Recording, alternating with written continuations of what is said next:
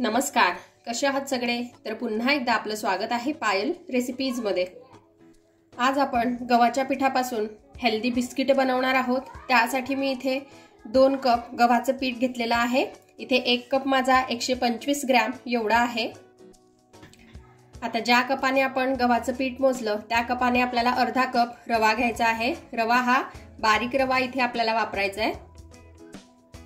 थोडंसं आपल्याला यामध्ये खोबऱ्याचा खीस टाकायचा आहे, जवळपास 2 ते 3 चमचे। चवीनुसार आपल्याला मीठ टाकून घ्यायचं आहे। यामध्ये 2 इलायचीचे दाणे मी कुटून घेतलेले आहेत, हे आपल्याला टाकायचे आहेत। इलायची पावडर असली तर इलायची पावडर सुद्धा तुम्ही थोडीशी टाकू शकता। आता हे सर्व आपल्याला छान असं मिक्स करून घ्यायचं आहे। गव्हाच्या पिठाचे बिस्किट आज आपण इथे बनवतोय, हेल्दी आहे। बाहेरचे मैद्याचे बिस्किट खाण्यापेक्षा अशा प्रकारे आपण घरीच गव्हाच्या पिठाचे बिस्किट हे बनवू शकतो आणि त्याची मजा घेऊ शकतो। तर इथे हे सर्व छान असं मिक्स करून झालेलं आहे। आता यामध्ये आपल्याला टाकायचं आहे तेल। तर जवळपास 1 ते 2 चमचे आपल्याला इथे तेल लागणार आहे। थोडं थोडं करून आपल्याला तेल टाकायचं आहे आणि छान असं पिठामध्ये मिक्स करून घ्यायचं आहे। तर जसं की मी तुम्हाला आधीच सांगितलं, आजची रेसिपी आपली गव्हाच्या पिठाची आहे, हेल्दी आहे। तर तुम्ही नक्की बनवून बघा आणि आवडली रेसिपी तर लाईक करा, फॅमिली आणि फ्रेंड सोबत शेअर करा। त्याचबरोबर चॅनलला अजूनपर्यंत सबस्क्राइब केलेलं नसेल तर सबस्क्राइब करून घ्या, म्हणजे अशाच छान छान रेसिपीज मी तुमच्यासोबत घेऊन येत राहील। इथे सर्व पिठाला तेल जे आहे हे छान लावून झालेलं आहे। जवळपास 3 चमचे इथे मला तेल लागलेलं आहे। हे बघा, अशा प्रकारे आपल्याला मूठ बनवून बघायची आहे।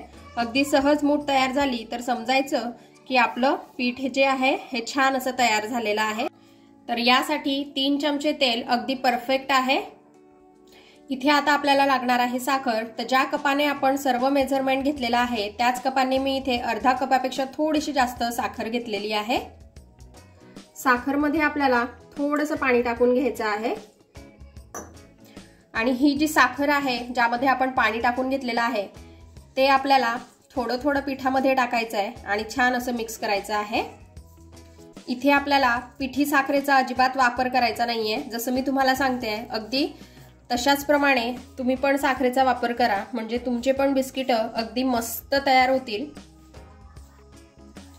आणि अशाच वेगवेगळ्या प्रकारच्या स्वीट रेसिपीज तुम्हाला बघायच्या असतील, बिस्किटांच्या रेसिपीज बघायच्या असतील तर मी आय बटनवर देईल, तिथे जाऊन तुम्ही नक्की बघा, म्हणजे त्या रेसिपीज तुम्ही सुद्धा ट्राय करू शकता। तर जेवढं आपण साखर आणि पाणी घेतलेलं होतं तेवढं पूर्ण टाकून झालेलं आहे। थोडंसं पाणी आपण यामध्ये पुन्हा टाकून घेऊ, म्हणजे याचा एक छान असा आपल्याला डो तयार करायचा आहे। डो जो आहे हा खूप सॉफ्ट आपल्याला करायचा नाहीये, थोडासा घट्टसर डो इथे आपल्याला लागणार आहे। तर इथे एक छान असा घट्टसर डो मी तयार करून घेतलेला आहे। बघा, खूप सॉफ्ट नाहीये हा, छान असा टाईट डो आपल्याला इथे हा करून घ्यायचा आहे। आता पुढे काय करायचं आहे ते आपण बघूया। जो डो आपण तयार केलेला होता त्यातला मी हाफ डो जो आहे हा छान असा गोल करून घेतलेला आहे। हे बघा, अशा प्रकारे आता आपल्याला याला लाटून घ्यायचं आहे। याला पीठ किंवा काही तेल असं काहीच लावायची गरज नाहीये। अशा प्रकारे आपल्याला याला लाटायचं आहे। आता इथे मी हे छान असं लाटून घेतलेलं आहे। आता आपल्याला याचा छान असा चौकोनी पार्ट तयार करायचा आहे। तर हे बघा, अशा प्रकारे ज्या भेगा पडलेल्या आहेत दूर करून घ्यायच्या आहेत आणि अशा प्रकारे हे कट करून घ्यायचं आहे, म्हणजे अगदी क्रॅक फ्री आपले जे बिस्किट आहेत हे तयार होतील। आणि हा जो उरलेला भाग आहे हा आपण पुन्हा दुसऱ्या टायमाला जेव्हा आपण हे रोल करणार त्यामध्ये वापरणार आहोत।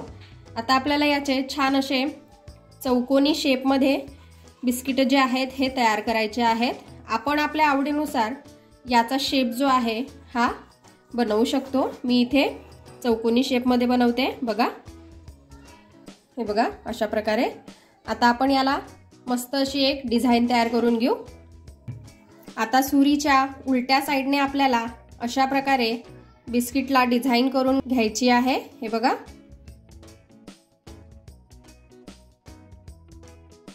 हे बघा, इथे आपले बिस्किट जे आहे हे पुढची प्रोसेस करण्यासाठी अगदी रेडी झालेले आहे। असेच आपण सर्व बिस्किट तयार करून घेऊ।